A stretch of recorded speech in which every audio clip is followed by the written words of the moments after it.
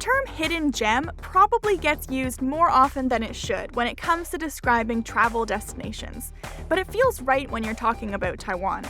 There are so many things to see and experience on this beautiful island, and in this video, I'm going to show you some of my top picks. Check out the rest of our Taiwan Series 2, and make sure you subscribe for more. One of the things I noticed in Taiwan is that people value the past and take care to reinvent it for the present. Old buildings and properties aren't torn down, they're transformed into unique, multifunctional places. Whenever I see cities embrace this sort of urban regeneration, I just think, they get it. They just get it, and Taiwan gets it. There are lots of examples of this around the country, like the train tunnel that was turned into a bike path, and the warehouse that's become a treehouse, so I'll link the video where I talked about those too. But my favorite repurposed place, and one of my top recommendations for visiting Taipei, is the Huashan Creative Park. Huashan used to be a wine factory.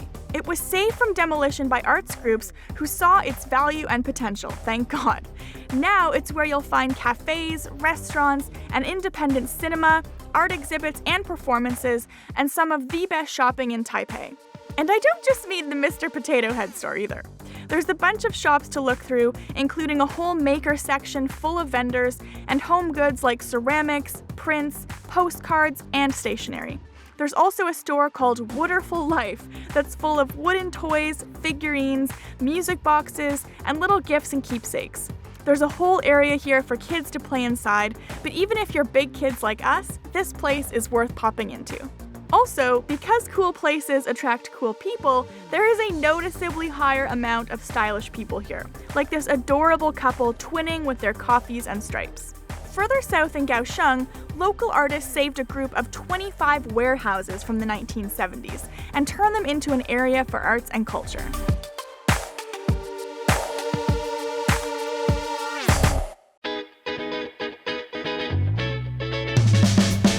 We're in downtown Kaohsiung in the old part of the city at a place called Pier 2, and this used to be full of warehouses, and instead of just knocking the warehouses down, they repurposed them into an arts and culture center. So there are different buildings in this little district, and there's a large sculpture here. It's made of red containers from a container ship on a huge scale, and as you're walking outside the buildings, you can see different public art as well as different things on the buildings.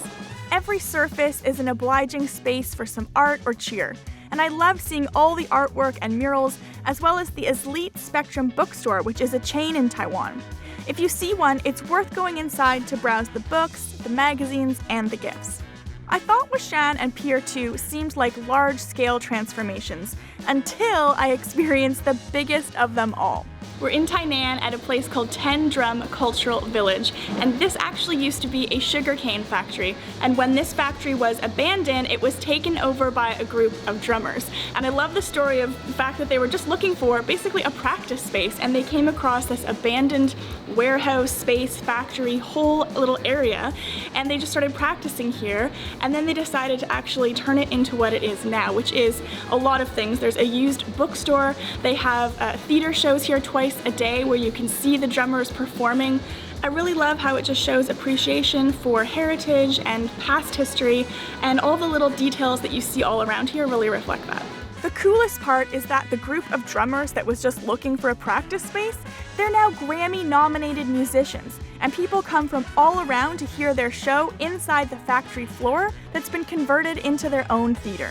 We're about to go line up to get into the theater to see this drum show, and I can't wait. Okay, unfortunately we weren't allowed to film inside the theater to show you the actual drumming, but I loved it. The theater is incredible. It feels, I mean, you are just sitting in an old factory, and just the drums, like, you feel it in here. So many drums at one time going, and they're screaming. Yeah! You're so into it. Full body shivers. But don't worry, we found drums in the bookstore to recreate the show for your viewing pleasure. Yeah, that's pretty good. That was just like what happened in there. We also got to try sugarcane juice for the first time at the factory where it used to be produced, so I'll link that video below if you want to hear about how that tasted. 10 Drum Cultural Village was really fun to explore, and I love how they've not only repurposed the buildings, but even little things like helmets and welding masks. Wait, are you one of the drummers in Tendrum Cultural Village? I kind of moonlight here. I thought so. Also in Tainan is one of the most photographed spots in all of Taiwan. It's the Sicao Green Tunnel. To get there, you have to get out on the water. We're in Tainan National Park doing a water tour through the mangrove. 这就是凤凰木，也叫凤凰树。 And this is the first canal that they've built here, and it's 13 kilometers long. So we're seeing some really beautiful birds quite close up. The national park includes habitats that are critical for all sorts of rare species of fish, crustaceans, mammals, and birds. The spot where you'll notice everyone grabbing for their cameras is in the mangrove, where the trees stretch towards one another and form a natural archway. The reflection of the water makes it look like a green tunnel, hence the name. And while it is indeed very well known, the top attraction in Taiwan has got to be Taipei 101, a skyscraper that once held the title of world's tallest building. I talked about it in another video which I'll link below. And while most people visit Taipei 101 to see the view outside, there's something just as cool buried deep inside the building. It's called the Tuned Mass Damper, and its purpose is to reduce the swaying of the building during strong winds and earthquakes, and it's the only operational damper you can see on public display in the world.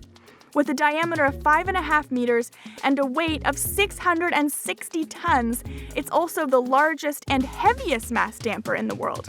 It's made of 41 steel plates and hangs by 8 enormous cables, suspended between the 87th and the 92nd floors. There are cute little characters called damper babies that explain how it works, and you can see footage of the damper in action during a typhoon and an earthquake where it sways up to 1.5 meters to keep the building as straight and steady as possible. The damper was designed and made by engineers in Taiwan, France, Italy, and I was proud to see Canada. Once you've seen this engineering marvel and the view from Taipei 101, you don't want to miss seeing how Taipei 101 dominates and defines the Taipei skyline. The best view for this is from Elephant Mountain, so called because it's shaped like a long nose. Be prepared for it to be busy because it's an iconic view and especially popular for watching the sunset. Even though it's not that high and it's all steps, it felt punishing because it was just so damn hot when we were there. Like, really hot. Like, this panting dog was my Elephant Mountain spirit animal hot. Mark is the hero of the hour. I can't even talk. Mark is the hero of the hour because he's carrying a drone on his back, a tripod in his hand, and a DSLR with a mic and lens. I just can't stop. And he is ahead of me, I would just like to point out.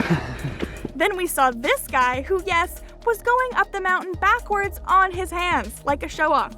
I don't even know how he came up with this idea, let alone thought it was a good one, but color me impressed. Or just color me red, because that's what color my face actually was. It is so hot right now, but I've decided that if the guy is going up backwards on his hands makes it up here before I do, that's not a good thing.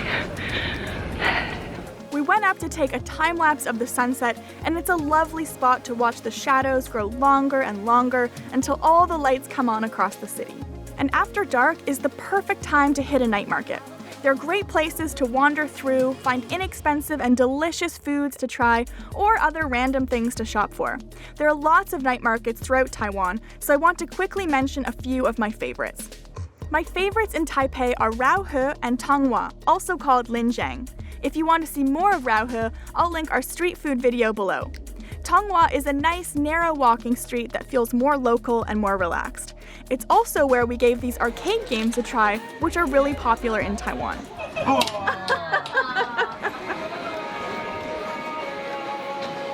I didn't mean to. Oh, you went? I didn't mean to. I don't think I meant to press it, but I did.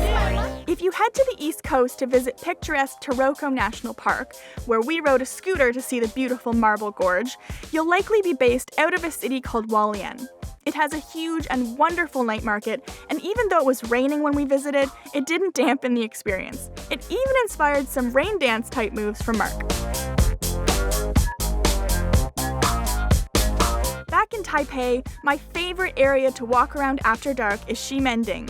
It's the biggest pedestrian district in Taiwan, and you'll find restaurants, artists, and shops, including Roots, a Canadian store that is super popular in Taiwan. I love the bright lights and flashing signs, and Mark and I felt it reminded us a lot of the Shibuya area of Tokyo, so we weren't surprised to find out that it's actually referred to as the Shibuya or Harajuku of Taipei.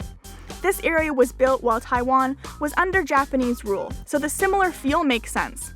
And Ximending attracts more than 3 million people every month, which means big crowds and great people watching. I hope you enjoyed this little sightseeing tour around Taiwan. Give it a like if you did, and subscribe for more travel adventures. Check out the rest of our Taiwan series for more videos and tips about Taiwanese cooking, foods, drinks, desserts, shopping, and other sites like the abandoned UFO village. Thanks for watching!